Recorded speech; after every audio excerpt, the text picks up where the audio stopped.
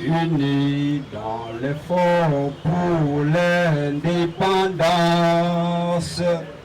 Dressons nos fronts, longtemps coupés, et pour les bons, prenons les plus belles là, dans la paix citoyenne.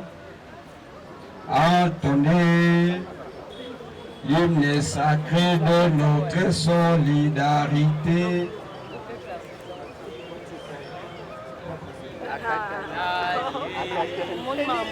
L'emblème de notre souveraineté.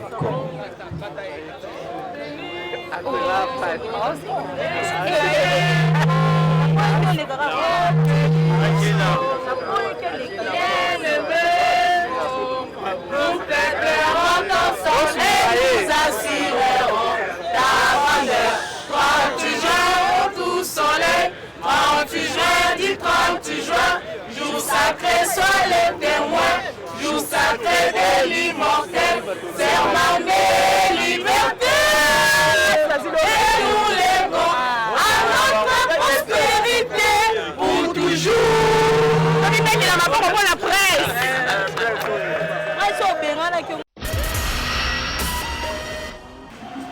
Bon, epesaka biso moko nanu toza lokola balumumba epesaka biso pasi okotala mutu oyo asalaka Congo ekoma Congo mais tozalaki na messe okotanga bato nde ya kotanga na kati ya messe. Sinon bato ebele bayokaki Lumumba mabe bakanisaka Lumumba mabe yango omoni mboka ezotikala mpe na sima mais soki toyoki likanisi oyo ezali Lumumba parce que Lumumba eza likanisi ye moko alobaki je ne suis pas un homme, je suis une idée azali likanisi yango tozali kokontinue kopesa bato likanisi wana pour ke bayeba Lumumba alingaki nini mpona Congo nde eloko nini esengeli tosala pour ke Congo ekende biso ke Lumumba ndenge ye moko alobaki alobi mpona ekolo nazali na papa te, nazali na mama te, nazali na ngomba te, ngai nazali likanisi yango likanisi ya Lumumba wana tozali kokontinue kocelebre mpe kocultive yango kovulgarize yango pour ke mokili mobimba bayeba Lumumba ezali nini. Takilo fumbe kakiane Congo independence o malawa Kabila njoya umonjo tosha Congo sekantenere ovelele ovela lomo. Niveau national, Patrice Emery Lumumba, tué un certain 17 janvier d'une certaine année. Je nous prie donc, avec tout le respect et l'amour fraternel, de nous lever pour chanter notre hymne national.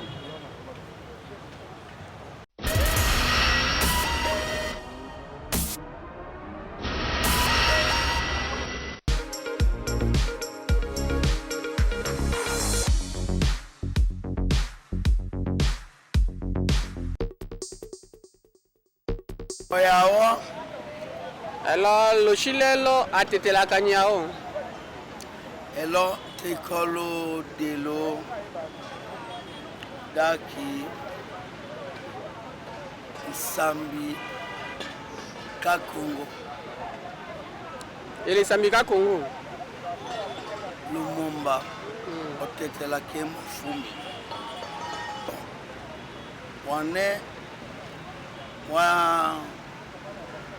walanga susi kakila Lumumba ndo susi kakanye anawa tetela ndo anawa wa Congolais kakanye wo wakatena kapa kakayelo wanewa haye vama meutundame ayukanie lushila lushi keneka kalanga ndilo lundulane dimile ko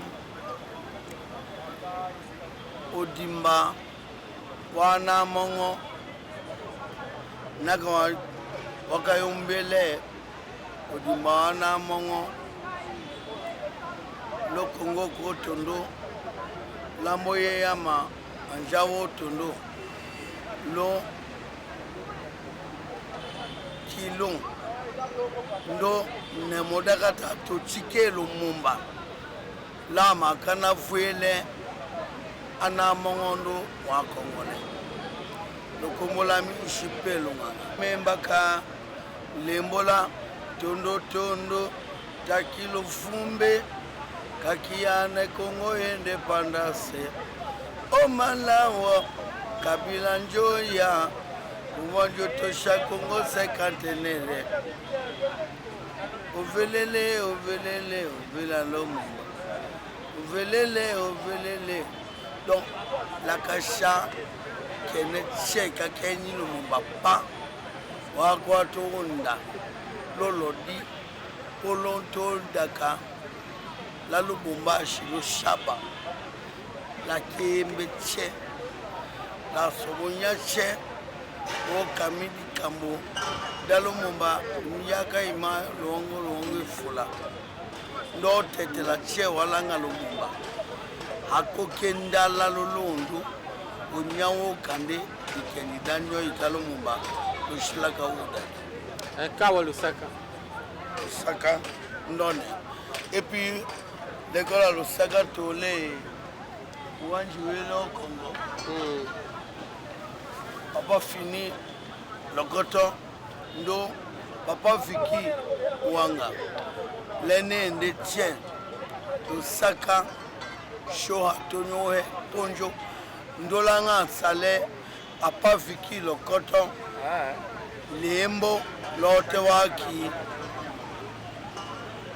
Montola Lodakiwa Lambo Tochika Lankanji Le Sheribe Okende Lusaka Kawa Lusaka quand on te tient Lodaki Sheribe Okende Nako tete la mette Wé nangaka tete la Noikaki Sheribe Okende Noikaki Papo Sango Laga kambaka nyumbeaka usango panya ndo nyumbeaka wanyoyana ngeso wambofo teko la kanji kamamba me loto Lumumba la motere tangane Lumumba aki missionnaire male la toa la ka ndo Kabila le père, Kabila fils, et Kopaka, ils sont au Mali et la Tualaka. La Mochando, Osaka, les Félix, qui se quête fils, président de la République, Osaka Lendi. Et là, Okoele, le Shila Kawadake, Lumumba, l'Océango. Rapone dayo gagne ponde ke Kawa Lusaka Eza lisano tosali ya bana combattant de l'indépendance aujourd'hui victorieux. Pour la mémoire ya notre héros Lumumba Je vous salue au nom du gouvernement congolais.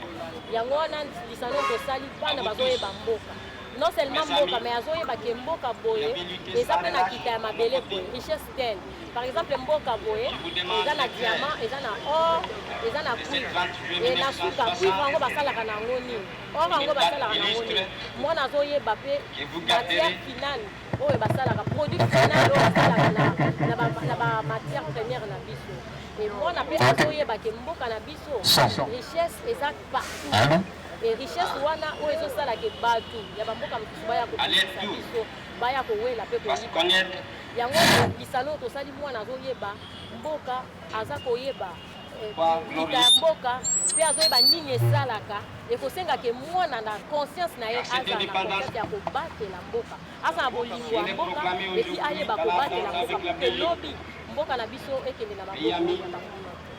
Pourquoi ne pas Papa Viki ake mwe veye kokani mbichi ya anangeso atetela wanja wotundu a Congolais chodi olidewo lushilelo toko kanyadika moda kwa nongelo ka kiso Lusaka hiyama lushilelo sho anamongo likaduli likateko kania de flava te nyoika lumumba mele social adote shate ba e ambo vok parce que lumumba iko lokani ndame akati date lote auja pour la papa pour la maman pour la kumbo pour la etemwelo de iko lokani mele chiche shote te malakala bohola lokani la ki lumumba dambe ya ya uja utondone lumumba kata to chike uja kata to boka utakavati busha kila kwa akatemba kama chiwota shukumba katete mala la réclamer ngo kata tuchike lumumba dosho tete mala mimbada atuche weye eta wolumumba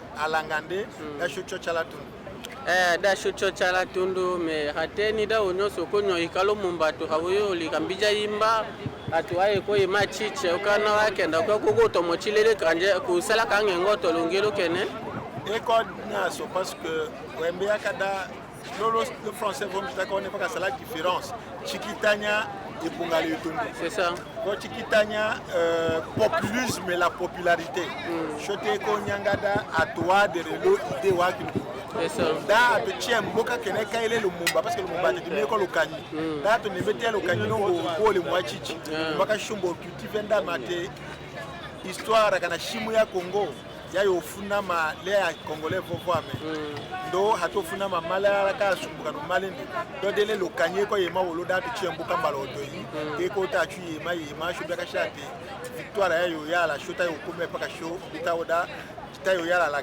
gain de cause do dikaboda kilo kawo saka tamochile awuko teketo so ambutula lanjangelo wa paka imalinga la kanima français me mbya kamba tolingala na lingala na koki koloba boye ke lumumba ndenge moko alobaki alubuko na ekolo nazali na papa te nazali na mama te nazali na ngomba te ngai nazali kanisi yango likanisi ya lumumba wana tozali ko continuer ko célébrer pe ko cultiver yango ko vulgariser yango pour que mokili mobimba bayeba lumumba ezali sinon bato ebele bayokaki lumumba mabe bakanisaka lumumba mabe yango omoni mboka ezotikala mpe na sima mais soki toyoki likanisi oyo ezali lumumba parce que lumumba ezali likanisi ye moko alobaki je ne suis pas un homme je suis une idée azali likanisi yango tozali kocontinue kopesa bato likanisi wana pour ke bayeba lumumba alingaki nini mpona Congo nde eloko nini esengeli tosala pour que Congo ekende liboso. Ça va, merci mon mboka moi mutuna muketo ni muke oyo nini okoyebisa pa bakonza mboka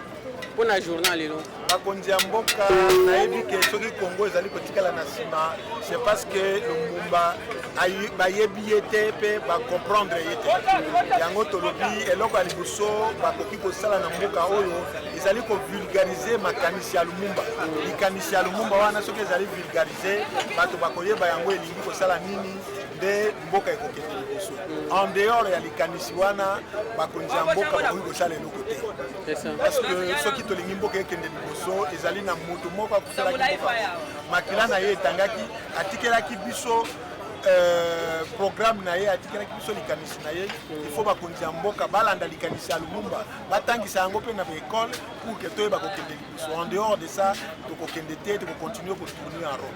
Ça va, merci mon mboka. Je vous en prie. Une heureuse année 2024 avec un esprit et courageux. Il ne faut pas avoir peur pour faire pour la vérité. La vérité ne se perd pas, mais dans l'harmonie, la discipline et le respect. Merci. Si j'ai donné les raisons, quand quelqu'un se sacrifie, il a les pouvoirs et qu'on dit non, il faudrait maintenant que nous vous donnions tous les privilèges. Il dit non. Moi, j'ai cet esprit patriotique, j'ai mon pays. Il abandonne sa femme veuve et ses enfants orphelins et les pouvoirs pour l'amour de la patrie. Ça dit tout. C'est ça l'image de l'homme. De dire que dans la justice, dans le développement, et pas être un acculturé, de copier-coller tout simplement dans la civilisation et tel. Vous êtes des Bantous, des enfants africains, comme Natadio a dit que l'Afrique est le berceau de l'humanité. C'est à vous, la jeunesse, c'est les Congos ici. C'est à travers vous que les Congos se rendent. Et toute l'Afrique. Ce n'est pas un africanisme avec des mouvements de Sékou Touré, de Nyerere et tant d'autres. Alors notre pays vous appelle tous à vous assumer et vraiment à vous prendre en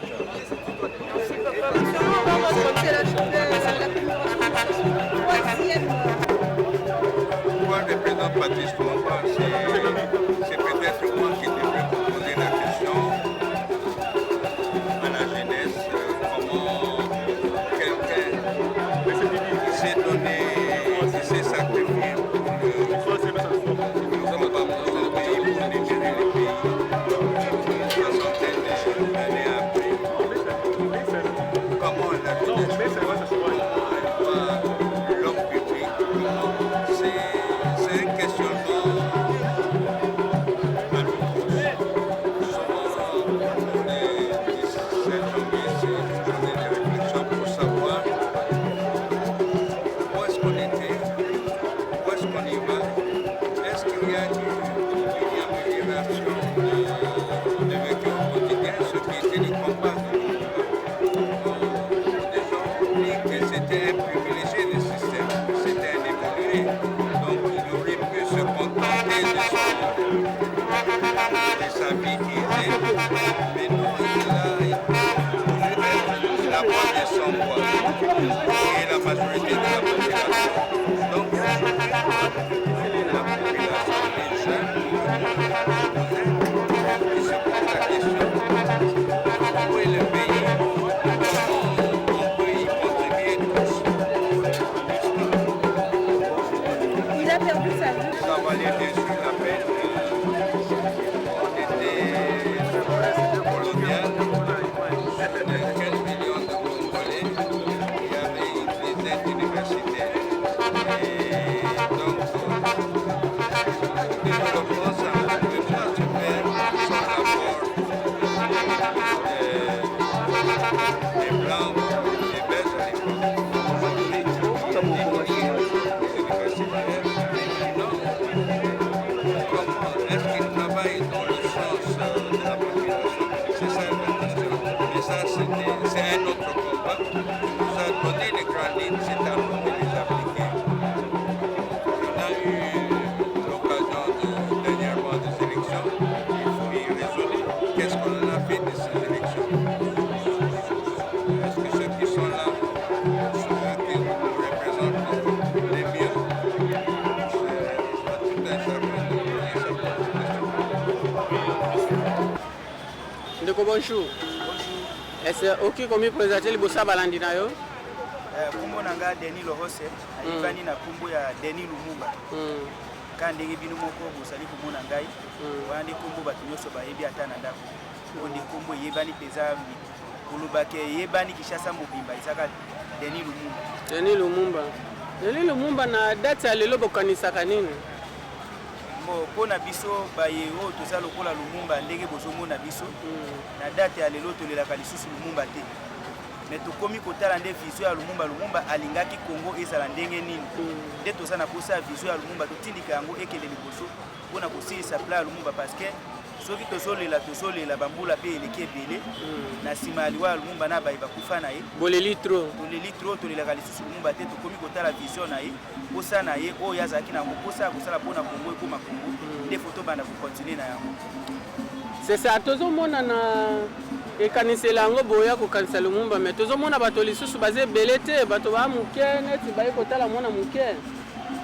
Bon, epesaka biso moko nanu baye toza lokola ba Lumumba epesaka biso pasi okotala mutu oyo asalaki Congo ekoma Congo, mais tosalaki na messe okotanga bato nde ya kotanga na kati ya messe toyepe lisusu awa na kati échanger yo moko oza komona bato ndenge bazali eza vraiment honneur ete na mayo oyo biso tokanisaka mpona kohonore Lumumba na oyo tomonaka na Congo awa eza différent par rapport à baimage oyo tomonaka ya libanda ya mboka na oyo tosalaka biso moko awa na kati ya Congo tomonaka ke changement mpenza ezali. Ça va, merci mon mboka nsima ya cérémonie tokoluka yo lisusu mpe toluka moyen todévelopper mwa moke. Merci Makasi, merci le journaliste. C'est bon. Merci. Nous ne les pleurons pas, nous les célébrons continuellement. Nous demandons à tout le peuple congolais de pouvoir célébrer le Lumumba continuellement.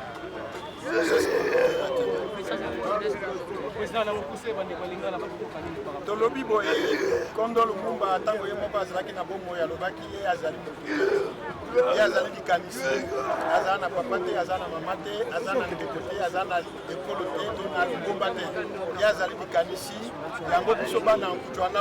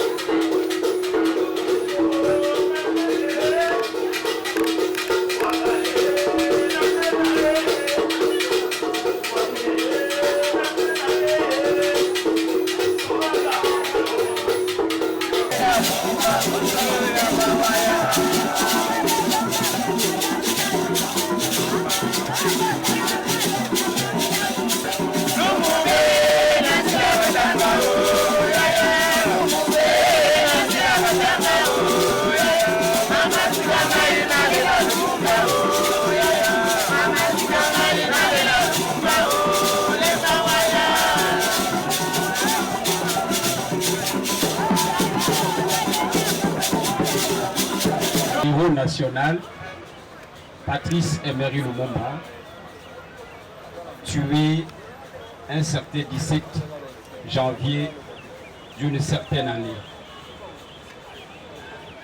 Je nous prie donc, avec tout le respect et l'amour fraternel, de nous lever pour chanter notre hymne national.